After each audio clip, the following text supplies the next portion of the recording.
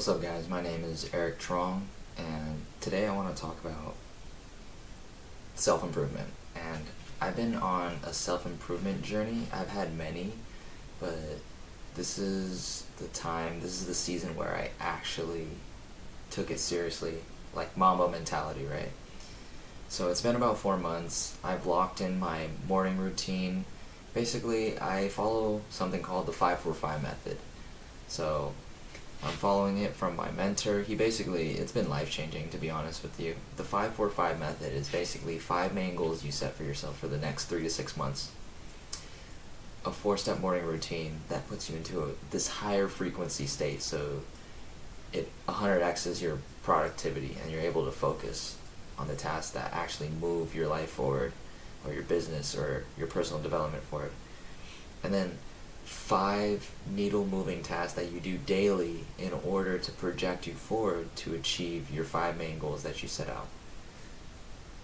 And I think the fun thing about it is, as a guy, if you're naturally competitive, or just a guy finding a purpose, you'll naturally align and want to find a purpose. And it's like, people want to pursue joy or happiness. People want to find happiness in their life, but I think you attain that. Happiness isn't an end goal. It's not a means to an end.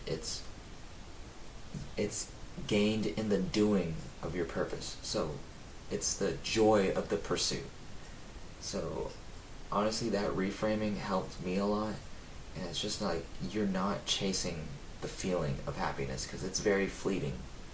We're very multifaceted. We don't stay on one motion for long. Things get old. Feelings change. And there's always going to be something new. Your brain is going to be less incentivized to like feel these same feelings. Like, we get saturated in our mind.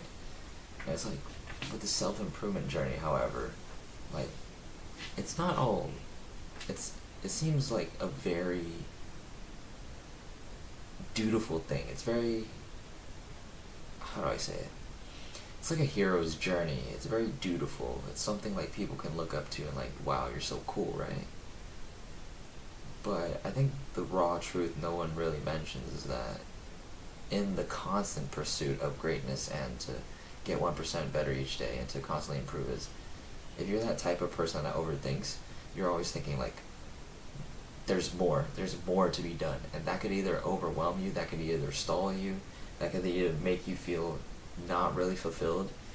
Because the truth is, today I basically completed all my tasks.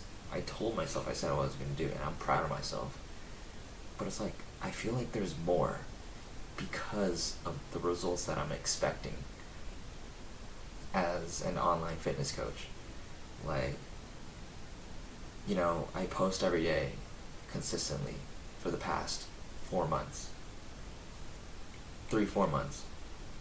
And, I'm just trying to leave a genuine message, whether it's like, I put a lot of effort into a video and I post it and it doesn't get that many views and it leads to frustration. Okay, what can I do more to further optimize it?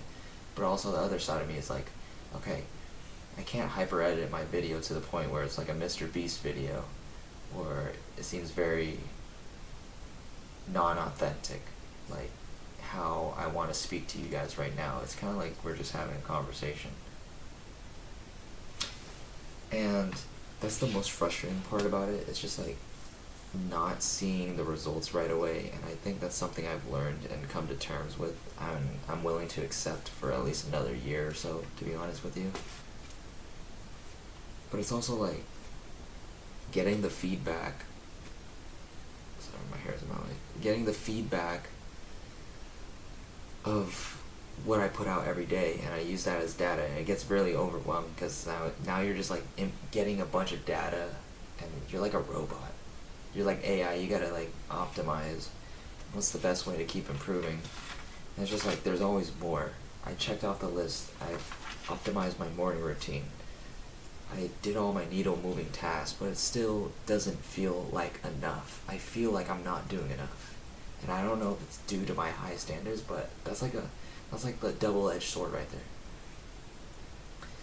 And I tend to overlook the small wins that I've already done. Like, I actually, 4 months ago, I wouldn't have done this consistently. 4 months ago, I wouldn't have done this at all. I wouldn't have had set high ambitious goals for myself. And it's like, the more I realize, the more things I conquer, the more mountains I conquer, and I rise above the summit, the more mountains that appear. And whether you look at that as pessimistic or not, I view it as I'm a pretty optimistic guy. So I feel like I find the joy in conquering things. But I guess it's just like, in the moment, you get so absorbed and so lost in the moment that you forget about the bigger picture. And what's my bigger picture? My bigger picture is to eventually actually help fulfill my service, which is personal fitness coaching online, whether in person, because I do it in person too. Help people change their lives, because everybody knows the fitness solution. You could just search that up. But like, a lot of people lack the mentality, the insight that this requires you to show up every single day for yourself. It's a promise to yourself, because this isn't something you could just be on and off with. You'll never gain the results as quickly as you can had you just like went all in with this, all the while still trying to find balance and not completely absorbing yourself into like improving your physique, you know. And it's just like, it's all these unending tasks. And it's not like I'm saying that's annoying, it's just like the pressure of that. The pressure you feel every single day. But it's also mixed with the hint of excitement, of like the joy of the pursuit. Like, you're on your purpose. I feel aligned with where I'm going. But it's like, I don't know, maybe something's missing, but I feel mostly aligned because I'm actually sticking to my word. I'm actually doing the things I said I would do. Because I would tell myself white lies. I would keep telling myself I would do this. I would keep breaking promises to myself. I was never consistent before. Like, sure, I got into a decent physical shape, but I was still like on and off. I could have been doing more. You know, I had the talent, I had the brains for it. Like, I'm intellectually capable and emotionally capable of understanding like who I am, what I'm doing, what this is going to lead in the future. But yeah, I still didn't do it. So that's why the past few months I've committed to like a morning routine, the 5-for-5, getting a mentor, and actually working under him to accelerate my progress, to pay off my ignorance debt, and so that I can monetize my service, make money, be able to support my parents, you know, and I actually get to live the lifestyle that I want, right? Not the Miami guru lifestyle, but to be well off, but to also like have some sort of status that I develop, right? Buy a watch, take my family out to go out and eat. Anyways, I'm kind of rambling, but the point is, this is the raw truth of self-improvement, because your problems aren't going to be solved. You're not going to be a completely different person in 3 months. This is a never-ending thing. It's a journey where you constantly carve your own path.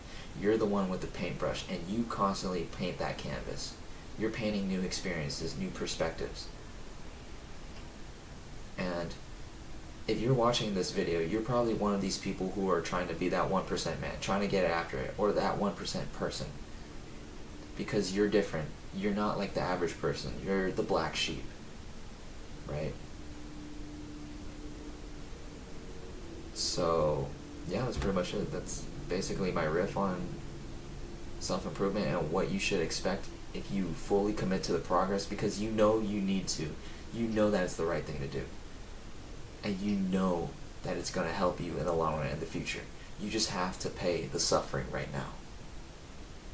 And suffering is okay. Suffering is necessary in order for us to grow. Love you guys. See ya.